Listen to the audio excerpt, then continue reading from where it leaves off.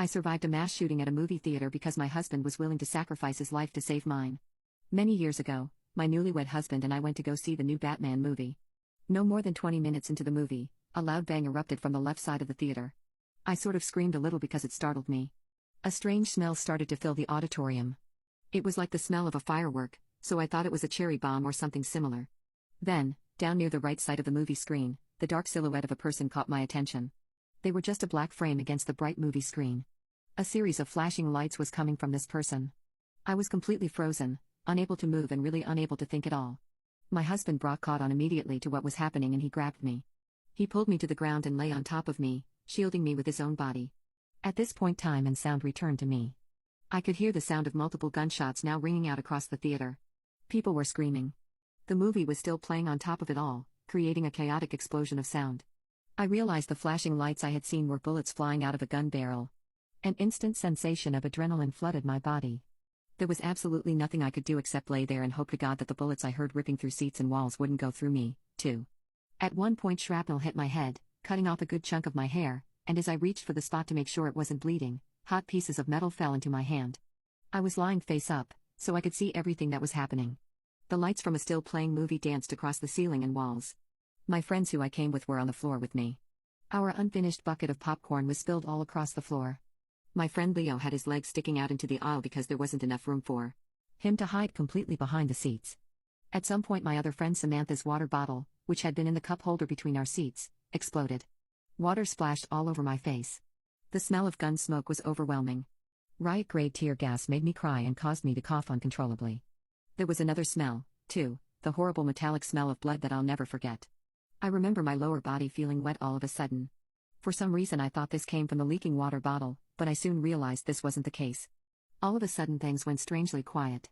The bullets had stopped for some reason. My friend named Tommy shouted, "Let's get out of here." We took advantage of the opportunity and made a run for it. We ran down the stairs, across the front of the screen towards a bright green exit sign. We crammed into a small, closet-like space where the door was. It was so dark we had a hard time finding it. We were screaming and slamming on the walls to find the door, blinded by the tear gas and dumbfounded by shock. Then, finally, my hands felt the metal door handle and I pushed against it with all my strength. The door flew open and the light of a nearby streetlight flooded our eyes. We pushed against the door so hard that we all fell over onto the concrete. Samantha lost her pink flip-flops just outside this doorway. As I scrambled to my feet and literally ran for my life, I realized my legs were red, absolutely soaked with blood. It was like I dipped my legs into a bathtub full of it. I checked my body all over and realized I wasn't injured at all. Where had this blood come from? I looked behind me and realized that the blood was my husband's. He had been shot in the leg. A massive, gaping hole had ripped through the lower half of Brock's right leg. His foot was barely hanging on and dangled lifelessly. Leo and a young man I didn't recognize were carrying Brock because, after falling outside the door, he lost all his strength and he couldn't walk. I was completely shocked. I had no idea he had been injured, especially since he was right behind me the whole time and managed to escape the theater all by himself. How he did it on one foot, I'll never know. At this point I screamed. My scream was so loud that it alerted nearby construction workers. They carried Brock along the back sidewalk all the way to the end, where the corner of the building is. My husband then collapsed from exhaustion and pain, saying he couldn't move anymore. He lay down and a puddle of blood started to form beneath him. I looked back, and realized we had left a trail of red leading from the door all the way to our current position. I was trembling. I knelt beside Brock and glanced around to see who else was injured. Tommy had been hit in the knee and the hip, and was further away in the parking lot. The teenager who helped my husband was also injured. His dad and mom were with him. His mom was sitting against the wall and looked like she was going to pass out. She was bleeding from several places. That family escaped at the same time we did. I guess they heard the bullets stop and decided to make a run for it, too. We were all lucky, because the shooting was still going on inside. I had to take off my shirt and use it to stop the bleeding. I'll never forget how lifeless and limp his leg felt, and I imagine that's what a dead body must feel like. I got red all over my hands and arms. The police showed up really, really fast. A female officer stood by us the whole time until paramedics arrived, which took a very long time. Brock was one of the last to be taken to a hospital. He was bleeding out for almost 20 minutes before an ambulance pulled up on the same street with the road work. At this point he had become almost unresponsive and was on the verge of unconsciousness. I wasn't able to go with him because there was another injured person in the ambulance, and it was too crowded. I wandered around to the front of the theater alone, unsure of where my friends had went. My blood-stained shirt and a pool of blood were left behind on the corner of that sidewalk. Walking through the crowds felt like a dream. I couldn't believe what just happened. People were in hysterics and crying. The whole parking lot was on lockdown, and we weren't going to be allowed to leave any time soon. It was around 2 a.m., so it was very dark outside. The flashing red and blue lights of what seemed like 100 police cars were blinding. I remember seeing a big police vehicle pull up that said something like Crime Scene Investigation Unit on it. I think that's when it really sank in and hit me. I started to get sick to my stomach and wanted to vomit, but somehow I was able to hold it back. Eventually, police started letting people leave. I jumped into my truck and booked it out of there. I was in such a panic that I didn't even think to go back to my apartment, grab my cell phone and call my parents or someone else to help me. I was angry, upset, scared, and most of all still in a state of shock. Was I really going to lose Brock only a month shy of our first wedding anniversary because of some psychopath with a gun? Thankfully, by the time dawn rolled around I found the hospital he was treated in. I was so happy to be there, and the hospital staff were also welcoming and understanding. After making sure I wasn't injured as well, they let me wait in the ICU room that Brock would be placed in when he was done recovering from surgery. I was so glad he was alive. Brock and Tommy both had survived, though many others weren't so lucky.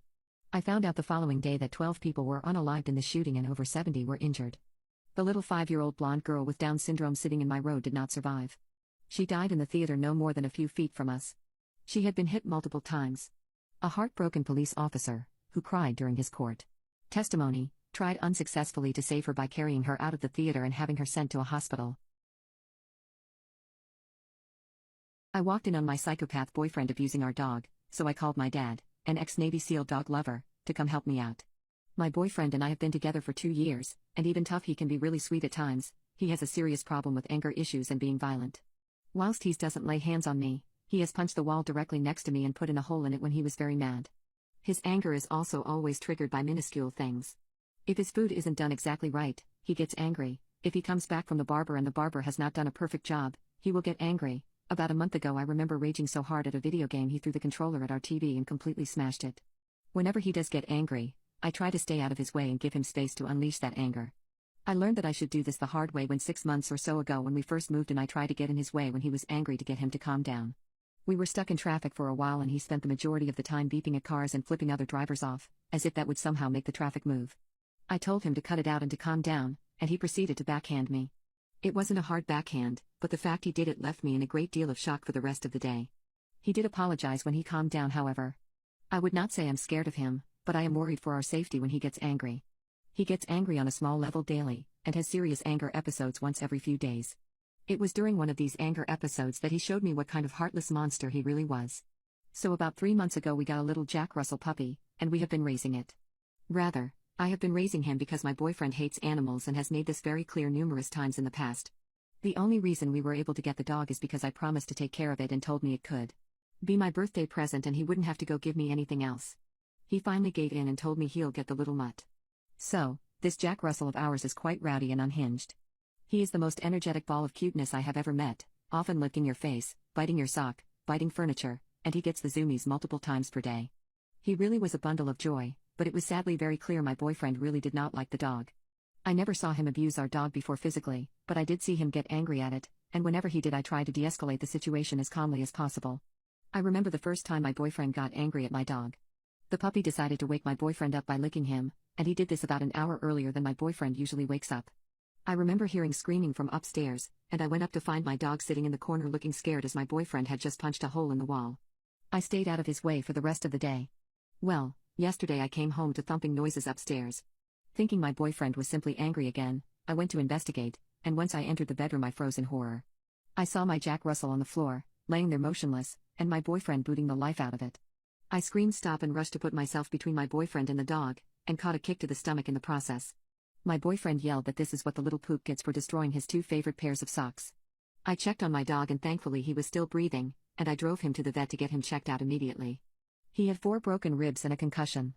It hurt my heart to hear it, and I knew I would be a terrible person if I brought my dog home to my boyfriend where he could hurt him again. That was the moment I decided to leave him, so I showed up unannounced to my father's house and explained the situation. My father is an ex-Navy SEAL who has served, and is a man my boyfriend is terrified of. He's not fond of my boyfriend and sees him as a wimp but always told me as long as I was happy he was okay with us dating. I had never disclosed the extent of my boyfriend's anger to him, and when I did, as well as telling him about the dog, my father flipped out. I asked him if he could drive me over to get my stuff, and my father agreed. I was back at my house 30 minutes later, and when I walked in, the first thing I told my boyfriend was I'm leaving. My boyfriend yelled, "No, the F you're not," but then my dad, who is also 6'6", calmly stated that I was. When my boyfriend saw my dad, he lost his bravado instantly, and he now began apologize ing profusely for what he did. My dad asked for a word outside with my boyfriend, and I could tell my soon-to-be ex was scared. They talked outside in the backyard until I finished packing, and by the time I was done, my soon-to-be ex came out and apologized for being so crappy to me in our relationship, promised to cover the vet bills, and looked like he was about to tear up. I left to stay with my dad, and since he loves dogs, he took my Jack Russell and I in with no questions asked. However, my ex-boyfriend is a little psychotic. I'd be surprised if he doesn't try anything.